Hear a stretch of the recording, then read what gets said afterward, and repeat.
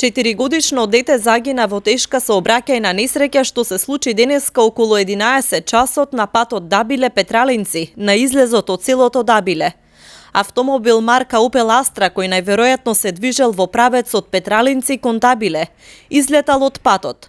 Во возилото биле татко со иницијали ДВ, кој го управувал автомобилот, и неговиот 4-годишен син од селото Босилово. Според првичните неофицијални информации, автомобилот наишол на запрежна кола и во обид да ја намали брзината за да не се судри, возачот загубил контрола над автомобилот и излетал во нивите.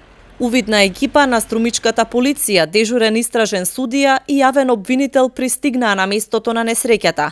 Се прибираат материјални докази кои треба да ги откријат причините за трагичната несреќа. Детето и таткото се префрлени во општата болница во Струмица, каде е констатирана смрт на детето, додека таткото поминал со телесни повреди.